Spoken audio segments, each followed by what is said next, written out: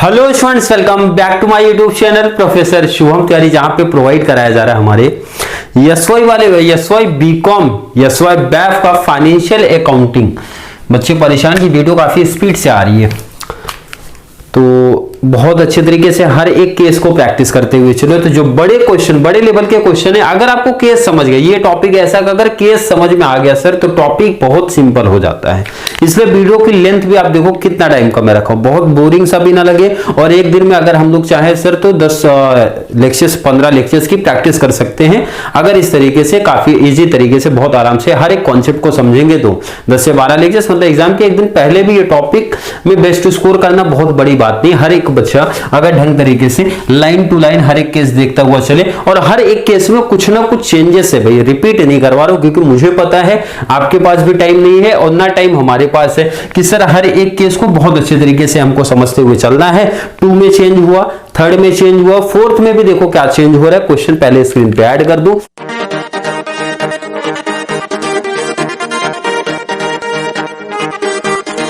Sir case क्या है, पहले तो केस बताइए भाई। न्यू इशू एट पार, मतलब सर यहां पे इक्विटी शेयर इशू होने वाला है। जब आपका इक्विटी शेयर इशू होगा या तो पार पे सर, या तो फिर किस पे, प्रीमियम पे हो सकता है सर, बिल्कुल हो सकता है। तो अभी जो केस है पहले उस पे फोकस कर लो। पार वैल्यू पे है सर, पार वैल्यू की बात कर लेते हैं। क्वेश्चन पहले रीड कर देता हूं मैं, क्या लिखा है सर, और आपको स्क्रीन पे दिखेगा। Yes Limited had 8,008% redeemable preference shares of ₹100 is fully paid up. The company decided to redeem these preference share at par by the issue of sufficient number of equity shares of ₹10 is fully paid up at par. अब ध्यान से पहले question समझो। इतनी बड़ी line जो मैंने पढ़ दी है, देखो बहुत सिंपल सी लाइन बोल रही है। बोल रहे आपके पास कुछ equity share, sorry preference share है। कितने प्रेफरेंस शेयर? 8,000 प्रेफरेंस शेयर्स आपके पास हैं, और वो जो है एक की कीमत कितना सर, ₹100 है। मतलब सर पार वैल्यू पे बोला है, तो बच्चा बोलता है सर ये एंट्री तो हमको पता है सर, आप पहले में भी बता दिए, प्रैक्टिकल में, सेकंड प्रैक्टिकल में ही बता दिए। ये तो हमको बहुत आसान सा कॉन्सेप्ट लगता है। जैसे एंट्री की बात करो, पहले एंट्री क्या थी, देखो कितने परसेंट, 8% सर। तो मैं यहां नीचे लिखता हूं 8% रिडीमेबल प्रेफरेंस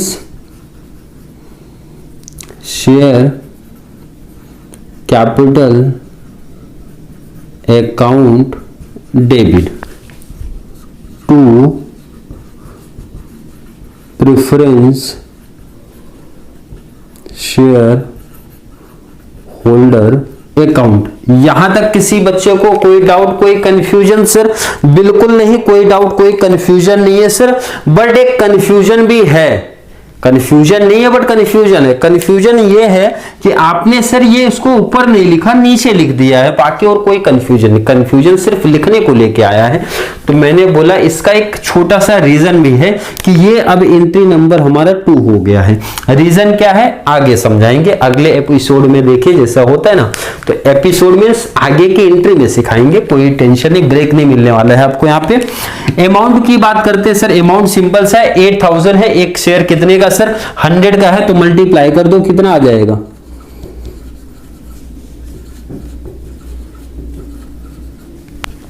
मैं अगर आपसे पूछूं अब नरेशन लिख सकते हैं क्या बच्चे? तो काफी बच्चे अभी भी दिक्कत में चल रहे हैं सर। नरेशन अपने वर्डिंग में लिखना है, ऐसा कंपलसरी नहीं है, कंफ्यूजन नहीं होना चाहिए सर। बुक में ऐसा लिखा है, आपने ऐसा लिखा दिया, तो देखो नरेशन, अब जो कॉन्सेप्ट, जो एंट्री आपने पास किया उसको अपने वर्डिंग में सिंपल सा लिख दो। एग्जैक्ट ऐसा नहीं होता, बुक में वैसा लिखा है तो सर मैं वैसा ही लिखूंगा, तो डिपेंड करता भाई, रट्टाफिकेशन करना है तो कर लो, बट मेरा सजेशन है एंट्री को अपने वर्डिंग में लिखो। नरेशन पे नंबर नहीं है, बट लिखोगे नहीं तो कट होगा, ये रहता है। तो एंट्री किसके पास की सर,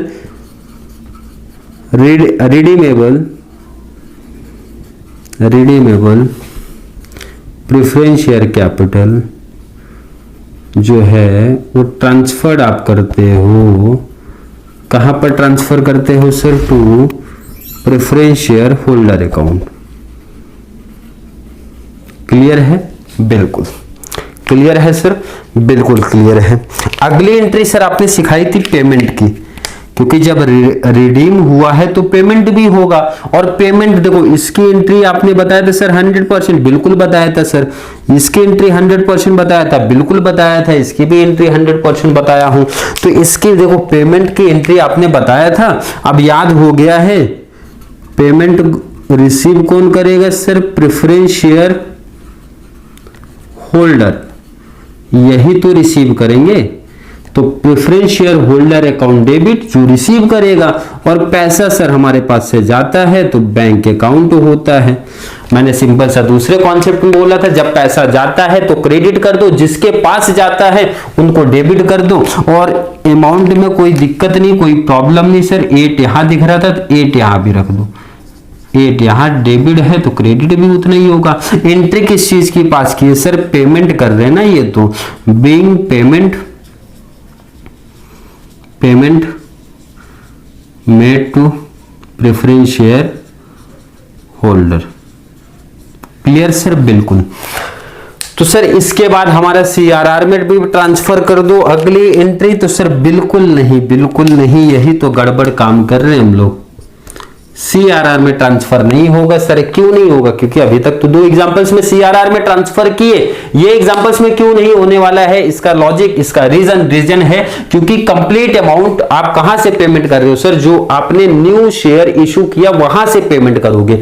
मतलब सर अभी भी थोड़ा कंफ्यूजन चल रहा है कि सीआरआर की एंट्री कब पास करनी है। सीआरआर की एंट्री तब पास करनी है जब आप जो पेमेंट किए हो उसमें से कोई भी पेमेंट, मतलब या तो कोई कंप्लीट अमाउंट या फिर कुछ पार्ट आपने प्रॉफिट एंड लॉस अकाउंट से दिया होगा या फिर रिजर्व से दिया होगा, उस केस में ट्रांसफर करना पड़ेगा। सर समझा नहीं? सेंटेंस थोड़ा सा रिपीट करिए। मैंने बोला, ध्यान से सुन लो फिर से। मैंने बोला जब आप ये जो पेमेंट किए, अभी तो हमने लिखा सिर्फ पेमेंट किया, कहां से किया उसका रीजन नहीं देखा। रीजन ये था, क्वेश्चन में क्लियर बोला था भाई complete amount new share issue करोगे आप। तो सीआरआर की एंट्री कब आएगी? जब आप payment profit and loss reserve से करते हो तब आएगी। समझा कॉन्सेप्ट? बिल्कुल। जिसको अब नहीं समझा वीडियो रिपीट करना, जहां से बोला था वो सेंटेंस वहां से। Clear sir? चलिए न्यू शेयर इशू किया उसकी बात कर लेते हैं। New share sir par value पे किया, ये तो बता दिए हैं। मैंने बोला इसी का एंट्री रिटर्न कर दो ना भाई, रिवर्स फेंक दो।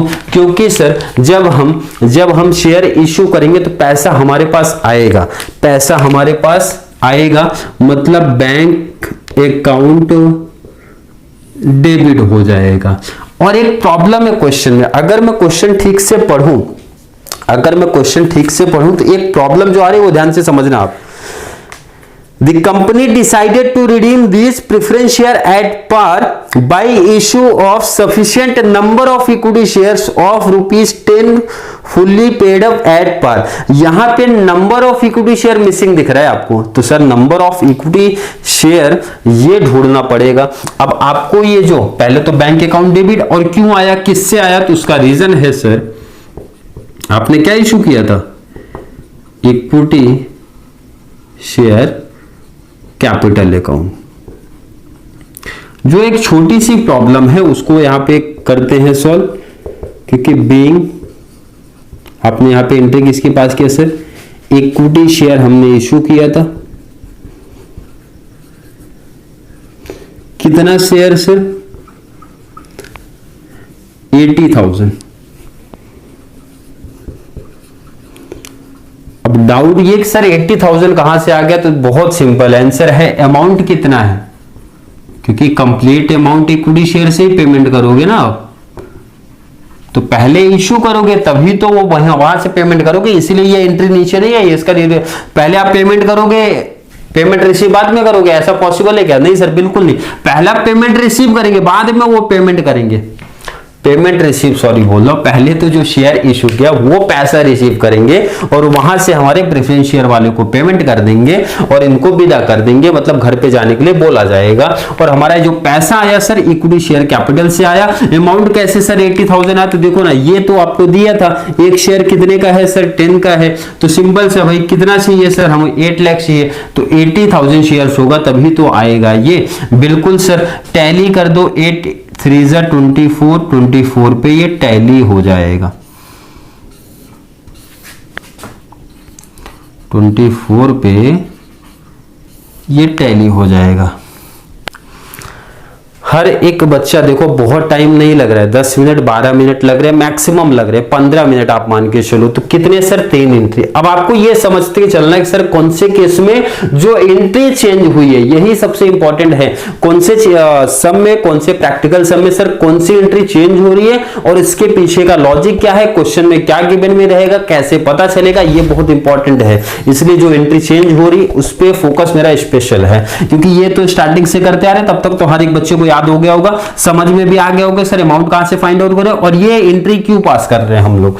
जो एंट्री चेंज हो रही उस पर फोकस हर एक बच्चे का ज्यादा होना चाहिए, तभी बड़े सम्स में मजा आएगा आपको सम्स करने में, जब आपका कॉन्सेप्ट क्लियर होगा। इसीलिए देखो अभी तक जितने एग्जांपल्स हैं चैप्टर्स का बेस अभी क्लियर कर रहे हो, हर एक कॉन्सेप्ट हर एक केस आप समझ रहे हो, क्लियर है। आई होप बच्चों का क्लियर कॉन्सेप्ट होगा। फिर भी किसी बच्चे को डाउट कंफ्यूजन अगर है तो जल्दी से कमेंट में ऐड कर दो भाई। जब बड़े लेवल के क्वेश्चंस आई थिंक चलेंगे तो वहां पे क्लियर होना बहुत जरूरी है कॉन्सेप्ट, नहीं तो फिर प्रॉब्लम होगा आपके लिए भी और हमारे लिए भी कि हमको समझा पाना। Clear sir? बिल्कुल। तो चलिए मिलेंगे नेक्स्ट क्लास में जहां पे हम लोग बात करेंगे हैशटैग नंबर 5 की। तब तक के लिए थैंक यू सो मच।